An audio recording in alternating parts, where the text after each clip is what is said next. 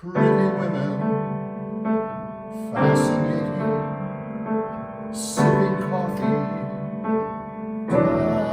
dancing. Pretty women, all wonder. Pretty women.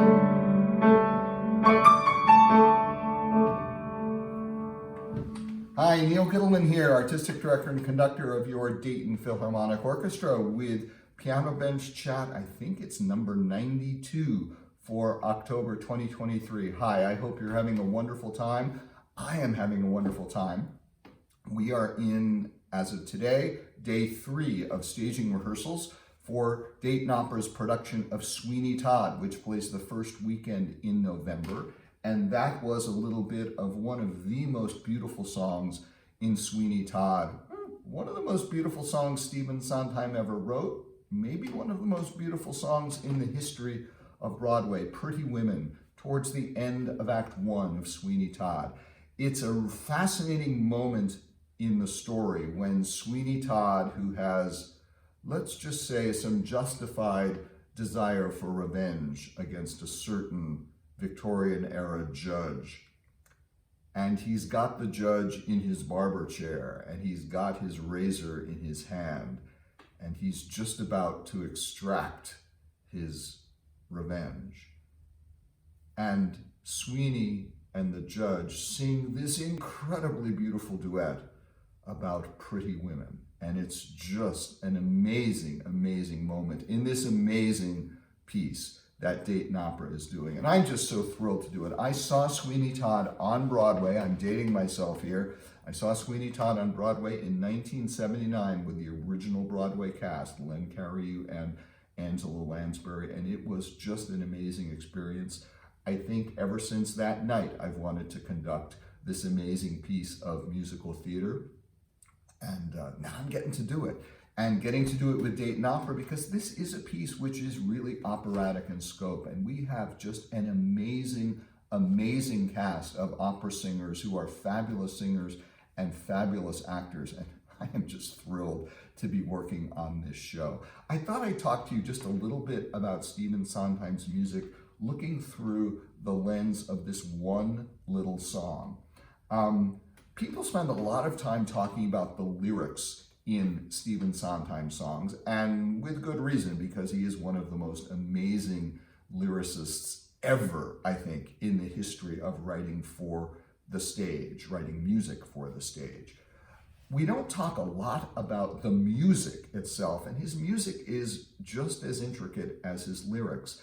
One of the interesting things that people say, and I don't know if I've ever heard Sondheim confirming this about his songs, is that musically, they usually begin with and flow out of a particular accompanimental figure in the background. Like, for instance, take maybe the most famous Stephen Sondheim song.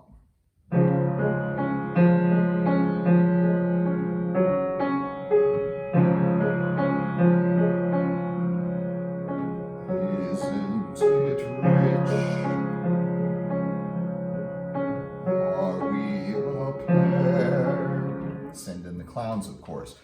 And it's quite plausible that you could see how the whole thing flows from just this little accompaniment figuration. And you think about it, and yeah, that's kind of where the whole song comes from. Pretty Women, I think, is an even more striking example, because in that case, the accompanimental figure is this.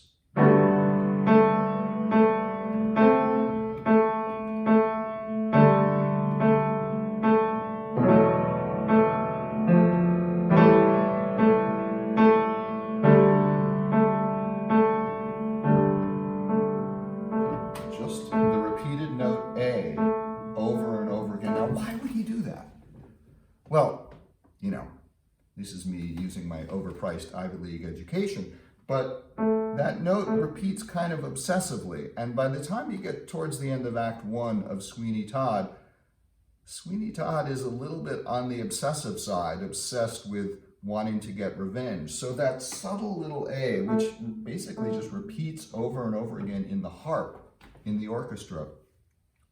And it gets louder and louder as the song progresses and leads to its climax, and I'm not going to spoil the climax. But in any event, so I think he had this idea of let's just have one note repeating, representing Sweeney's obsession, and then build a song around it. And the song itself, again, another aspect of the music in Sondheim's shows is the fact that he always wants the music that the singers are singing to seem natural. So this song is called Pretty Women, and he has this idea of a continuous pulse. Well,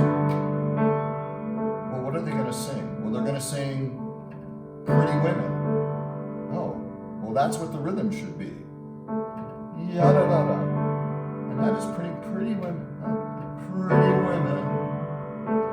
Fascinating. Sipping coffee. You could just kind of see how he puts it together. And it seems so perfect and so natural because he put so much thought into how am I going to write this song about these two men singing about how much they love women when one of them knows what's going to happen and the other thinks he's just getting a shave before he's going to meet his pretty woman. It's just amazing, and it's one of the just incredible tiny little details in Sweeney Todd that just makes me just be in awe every time I'm working on this piece. Not just awe, but just having so much fun.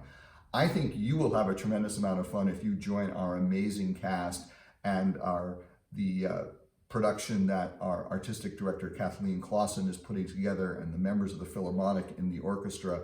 This show is going to be, as I said, the first weekend in November, set in the Victoria Theater in downtown Dayton. It's a little tight for us in the pit, but the Victoria is kind of the perfect place for Sweeney Todd. It's, you know, kind of old-fashioned. It's supposed to be haunted. Perfect. It's going to be a fabulous show, and I hope you come and enjoy it. It's really going to be something special. And the week before Sweeney Todd, I will again be in the pit of the Victoria Theater with the amazing dancers of Dayton Ballet for the return of Dracula Bloodlines, an exciting, wonderful, and kind of spooky and scary show, not just about Dracula, but about how Dracula became Dracula. It's a wonderful, wonderful ballet, great dancing, and great music by Austin Jakewith. So we have back-to-back weeks, Dracula and Sweeney Todd.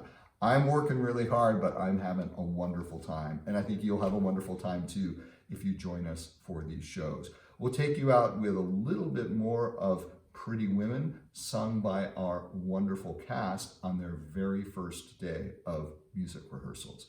Have a wonderful month and join us at the Victoria for these fabulous shows. And I'll see you again for another Piano Bench Chat in November. Take care.